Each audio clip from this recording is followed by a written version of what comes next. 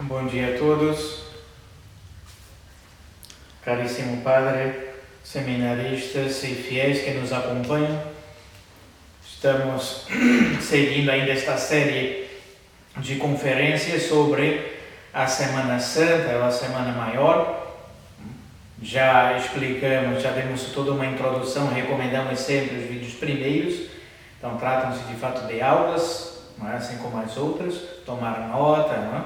Adquirir os livros, estudar as cerimônias, ou seja, vir, tomar parte nas cerimônias já conhecendo o que se vai ser celebrado ali. Por isso essa série de vídeos, de conferências que nós fazemos para introduzir os fiéis nesses mistérios. Então, a última conferência foi sobre a Quinta-feira Santa. Não? Então, vimos que na Quinta-feira Santa, pela manhã, a missa de consagração dos Santos Óleos com o bispo, e à tarde, a missa da Ceia do Senhor, da instituição do sacerdócio católico, que há uma série de cerimônias. Tem o lava-pés, onde representa Nosso Senhor lavando os pés de seus discípulos.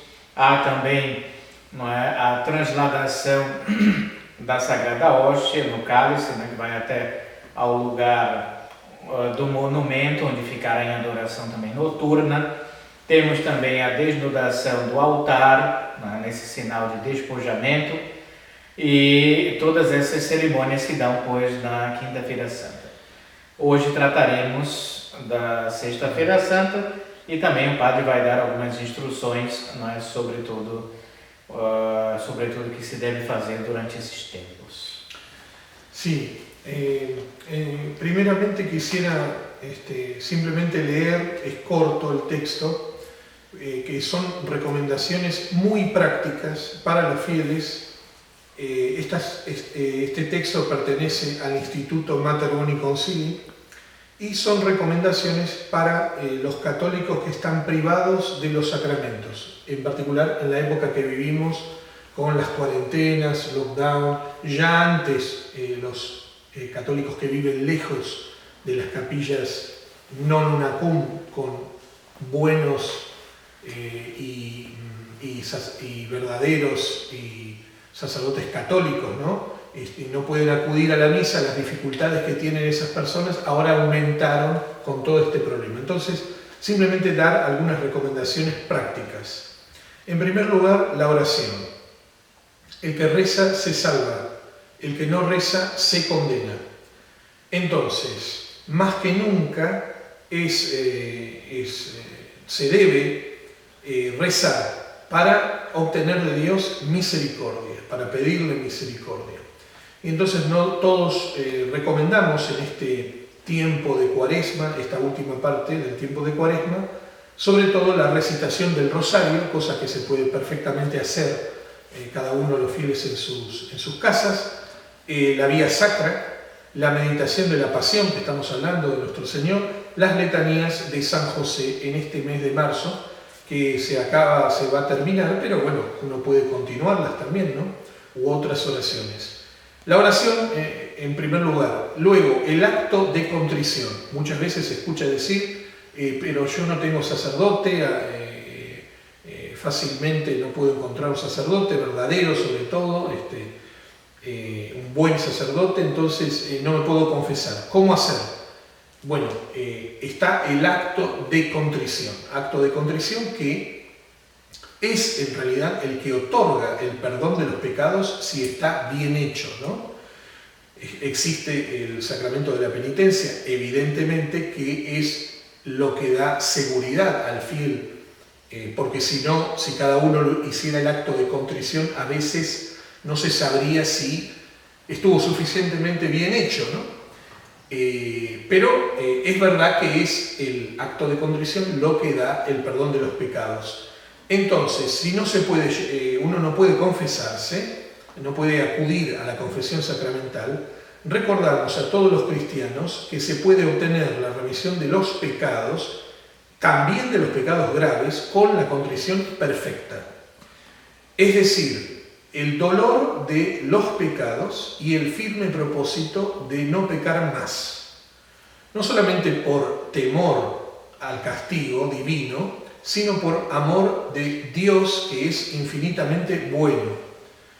Para hacer esto es útil recitar con un verdadero arrepentimiento el acto de contrición y el acto de caridad que encontramos en los libros de devoción y en los catecismos. Naturalmente hay que tener la intención de confesarse, sobre todo confesar las faltas graves, los pecados mortales, en una confesión sacramental desde que será posible eso, ¿no? Pero ya se pueden hacer los fieles el acto de contrición. Otro medio muy útil para los fieles aislados y que no pueden acceder a los sacramentos es la comunión espiritual. El cuerpo y la sangre de Cristo son necesarios para la salvación eterna. Privados de la comunión sacramental, es bueno hacer a menudo actos de deseo de la Santa Comunión. Y a veces los libros de piedad antiguamente traían actos por el cual los fieles se pueden unir a las verdaderas misas celebradas en el mundo. Eso se puede hacer también desde la casa. Después, por supuesto, la Santa Misa y la santificación de las fiestas en la imposibilidad de escuchar, de asistir a la Santa Misa, se puede leer cada día el texto de las misas de Cuaresma, que estamos en este tiempo, teniendo un misal, ¿no? Los fieles teniendo un misal diario. Entonces eso se puede hacer perfectamente. Luego, también otra cosa que se puede hacer, el bautismo. El bautismo es necesario para la vida eterna, para entrar al cielo. Entonces recordamos que si la situación actual se prolonga, esta situación que vivimos, y que hay un peligro para un niño, por ejemplo, o para una persona que debería ser bautizada, la Iglesia permite a un laico administrar, en caso de urgencia, el bautismo derramando agua sobre la cabeza de la persona que se va a bautizar y pronunciando al mismo tiempo las palabras de la forma: yo te bautizo en el nombre del Padre y del Hijo y del Espíritu Santo. Ya para ir terminando, luego tenemos en este tiempo también otro medio de que pueden servirse los fieles que no pueden acudir a la misa: el ayuno y la penitencia. Dios perdonó a los ninivitas, les perdonó aquel castigo que les había prometido, porque el profeta Jonás, que les predicó, fue escuchado ese profeta, y la gente hizo penitencia y ayunaron. El ayuno de Cuaresma toma un sentido particular en este momento en que los hombres deberían recordar la necesidad de hacer penitencia, incluso si nadie en este momento recuerda la necesidad de hacer penitencia. Bueno, ayuno y penitencia. Entonces, evitemos en esta época, sobre todo en esta época, siempre, pero en esta época, la enfermedad espiritual del pecado y esta mentalidad de incredulidad que el Papa Pío XI llama la peste del laicismo. Evitemos eso, seamos sobrenaturales. Recemos los unos por los otros, por los enfermos, por los difuntos, por las familias, por los que están solos en esta situación también, por toda la Iglesia de Dios, una, santa, católica y apostólica, y que el Señor haga terminar cuanto antes este flagelo que vivimos, sobre todo con estas leyes, y que nos permitan pronto, Padre, retomar nuestra actividad normal, y a los fieles permitan que puedan acudir a los santos sacramentos. Bueno, simplemente era eso, ¿no? Unas recomendaciones bien prácticas. Então, são recomendações gerais que nós recomendamos aos fiéis, sobretudo aqueles que não podem tomar parte, né, nessas cerimônias maiores e que vão ficar em casa e talvez assistir ou acompanhar pela internet, não? Então, Padre, seguimos os nossos comentários litúrgicos. Já estamos na Sexta-feira Santa, não? Segue-se normalmente o ofício de trevas pela manhã, ¿no? Sí. También recomendamos a los fieles, ligando esto último que acabo de leer con esto que usted está comentando, Padre, recomendamos a los fieles revisar seguramente cada uno tiene sus libros de devoción o un misal, o lo pueden ver por internet, las indulgencias de Semana Santa. Hay una cantidad bastante grande, de hecho, de indulgencias que se pueden ganar durante la Semana Santa, sobre todo en los 3 últimos días de la Semana Santa. Perfecto. Entonces, Padre, tenemos que hablar del tema, ¿no? ¿Por qué se llama Misa de los Presantificados, ¿no? O Feria Sexta in Paraceve? Tenemos también las lecturas o oraciones solemnes, ¿no? Y seguimos a adoración de la cruz, del crucifixo, y después, ¿no?, de esta pequeña ceremonia que se asemeja a una misa con una hostia pre-santificada. Entonces, si usted puede comentar algo sobre eso. Bueno, el día de la Sexta Feria Santa es recordamos a los fieles que eso lo pueden hacer, puedan o no ir a misa, lo pueden hacer. El ayuno y la abstinencia obligatoria, ¿no? Es uno de los días especiales para eso, ¿no? Día de la muerte de nuestro Señor Jesucristo, ¿no? Jejum y abstinencia obligatoria. Es ayuno y abstinencia obligatoria, exacto. Y ese día es una tradición, ¿no? Las sextas ferias, algunos hacen todos los viernes, todos los viernes con provecho espiritual, los viernes de todo el año, algunos en particular los viernes de Cuaresma, pero muy especialmente en la Sexta Feria Santa se debería hacer, y eso lo pueden hacer todos los fieles, la Vía Sacra, ¿no? el Vía Crucis, que también está lleno de indulgencias de los papas, el Vía Crucis, para acompañar a nuestro Señor en este día, el día de la muerte, el día de su muerte, ¿no? El día del que la Iglesia está en luto, la esposa de nuestro Señor está de luto, utiliza ornamentos negros y llora realmente la muerte de su esposo, ¿no? Aunque sea momentánea. Las liturgias de estos días, ¿no? Dice Don Beranger, de los 3 últimos días de la Semana Santa, es la parte más antigua de la liturgia. De hecho, los autores dicen que varias de estas ceremonias son de tradición apostólica, o sea, vienen desde esa época, ¿no? Y tenemos en la tarde de la Sexta Feria Santa, del Viernes Santo, tenemos esta misa que dice el Padre, la misa de los presantificados. Se llama así, ¿no?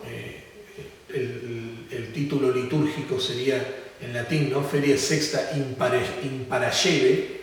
La Paraceve era la preparación de la Pascua para los judíos, ¿no?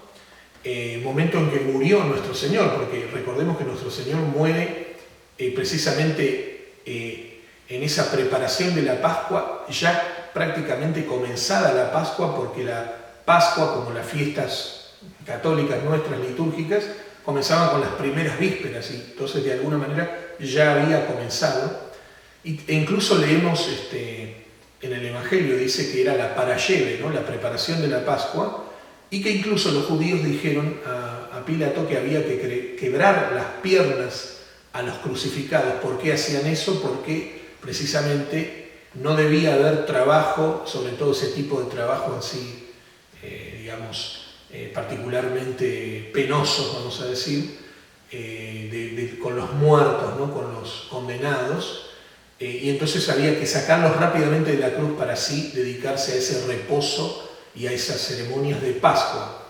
Por eso fueron a quebrar las piernas a los 2 ladrones, pero el Evangelio nos dice que cuando llegaron a nuestro Señor estaba ya muerto, así que no le quebraron las piernas, sino que uno de los soldados, para asegurarse de que nuestro Señor había muerto, traspasó, el Longinos, ¿no? El centurión, traspasó el corazón de nuestro Señor y salió sangre y agua, ¿no? Bueno, ese es un poco el sentido del título litúrgico de esta Feria Sexta in Parasheve. Misa de presantificados también llamada porque, como dijo el Padre, el día anterior, también lo señalamos en el video anterior, el sacerdote consagra 2 hostias, una de ellas será llevada en procesión y reservada en el monumento y consumida por el sacerdote en esta ceremonia y está presantificada, ¿no? Entonces por eso preconsagrada, diríamos, por eso ese título de misa de presantificados. La estructura de la liturgia de este Viernes Santo también es muy antigua, ¿no? Vemos que una de las cosas que podemos ver, comienza la liturgia con esta postración del sacerdote, la lectura del profeta Oseas, que le habla a la infidelidad, habla sobre la infidelidad del pueblo elegido, ¿no? Y luego tenemos la pasión de nuestro Señor, por supuesto, cantada, cuando se hace de manera así solemne. Y este día también tenemos las famosas oraciones solemnes, ¿no? Es un día que, por ser el día de la muerte de nuestro Señor, es como el día ese de gracia, ¿no? Donde las gracias brotan de la cruz del Salvador hacia toda la humanidad. Y por eso la Iglesia aprovecha y reza por todos, inclusive reza por paganos, herejes, cismáticos, por los judíos mismos, reza para que se conviertan, ¿no? Evidentemente. Y a cuento de eso, ¿no? esta famosa cuestión, ¿no? Donde en cada una estas oraciones hechas a la manera antigua son oraciones que tienen una introducción donde se enuncia la intención de la oración y luego tienen un flectamus genua, ¿no? Que invita a que se pongan de rodillas los fieles y se dice levate, que se pongan de pie, ¿no es cierto? Y luego el celebrante canta la oración propiamente dicha. Esta estructura con el flectamus genua la tenemos en cada una de las oraciones que se hacen, como digo, por los paganos, los herejes, los cismáticos. Pero este flectamus genua, esta invitación a ponerse de rodillas en esa introducción, no se hace cuando llega la oración de los judíos, ¿no? Porque la rúbrica indica que el celebrante no debe decir flectamus genua en esa oración, porque el día del Viernes Santo, la pasión de nuestro Señor, los judíos y los romanos doblaban la rodilla y hacían gestos para burlarse de esa realeza de la que proclamaba nuestro Señor de sí mismo, ¿no? Y para no imitar esos gestos de burla hacia esa realeza de nuestro Señor real, valga la repetición, entonces no se hace ese gesto, ¿no? De doblar la rodilla. Eso tiene toda una historia también porque hay incluso antes del concilio, ¿no?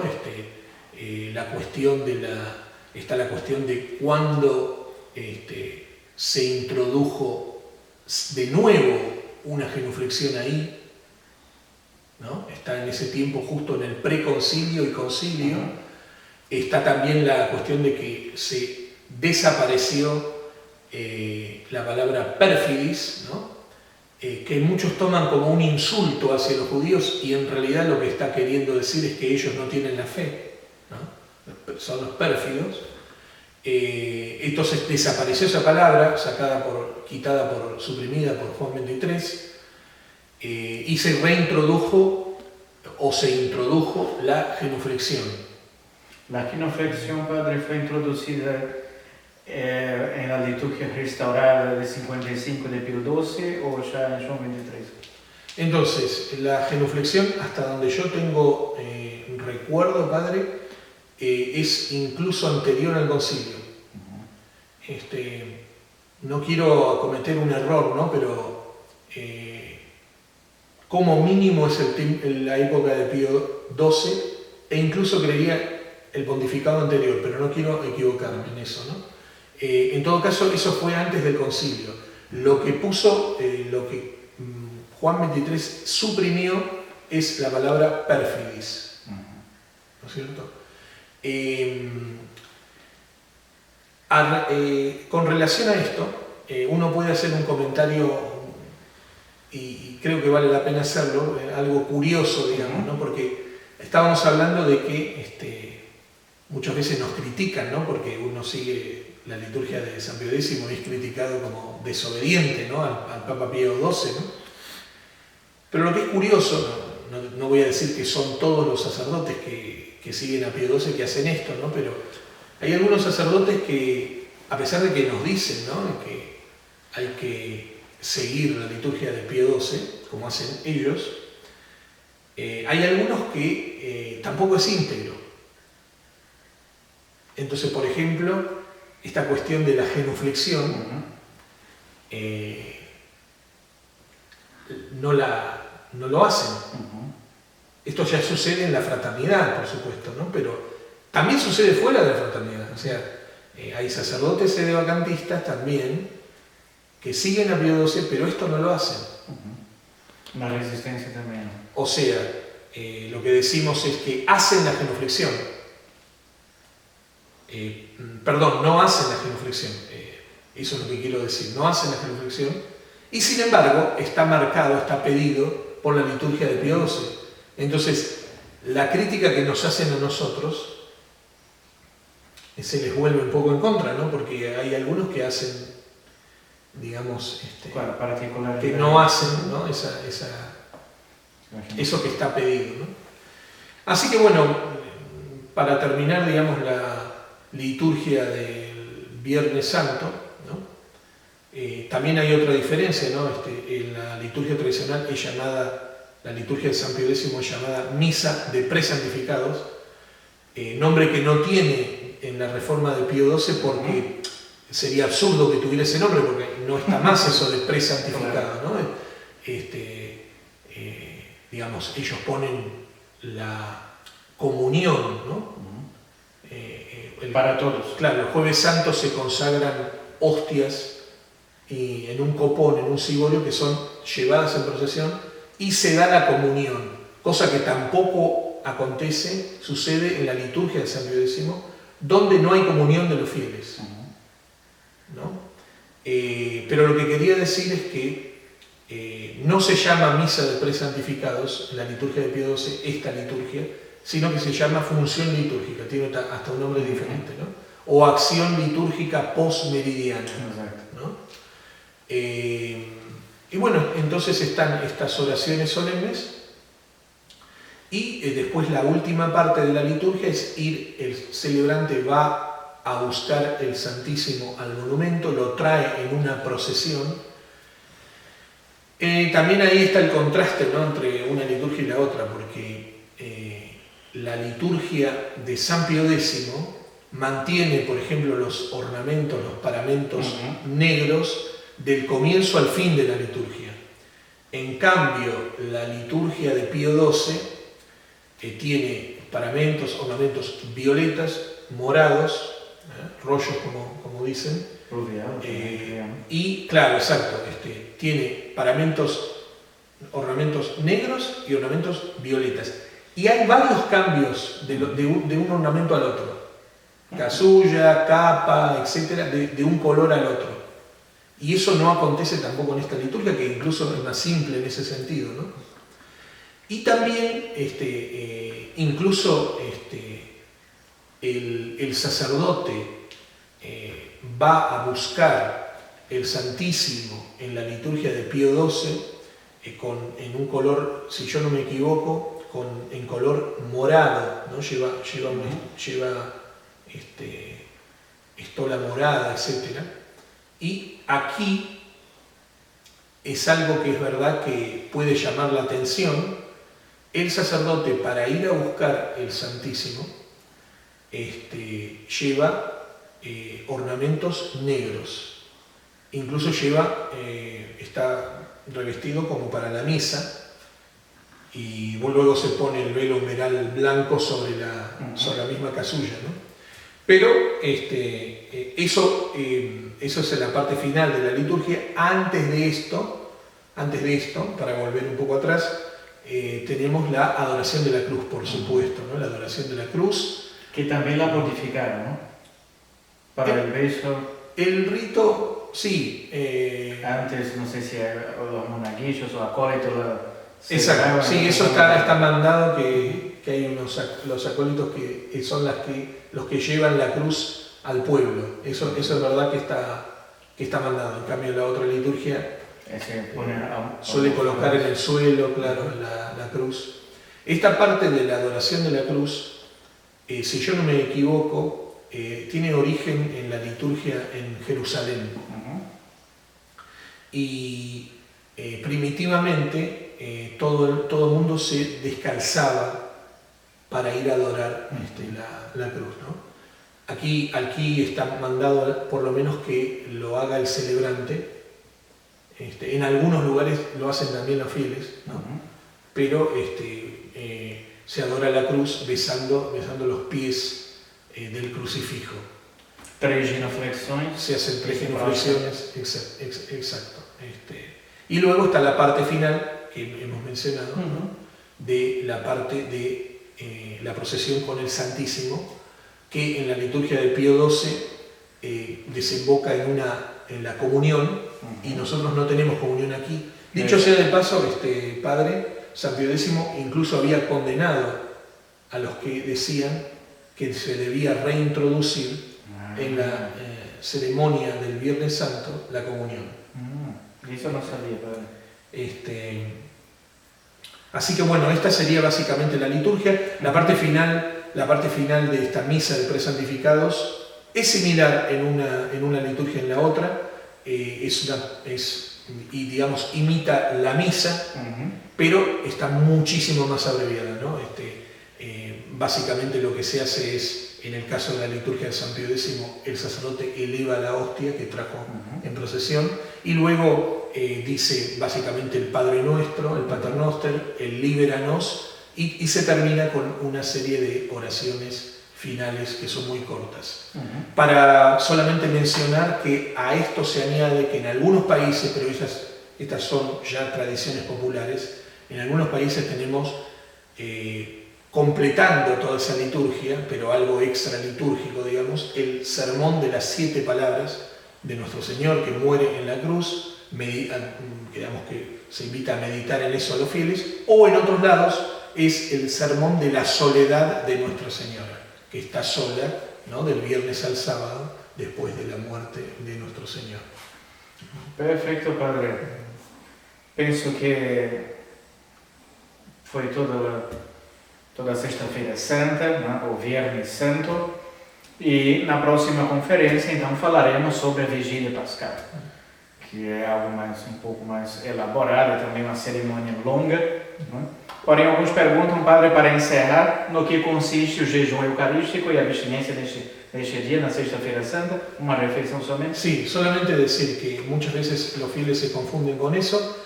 El ayuno consiste básicamente en una sola comida fuerte al día y las otras son una pequeña cantidad, ¿no?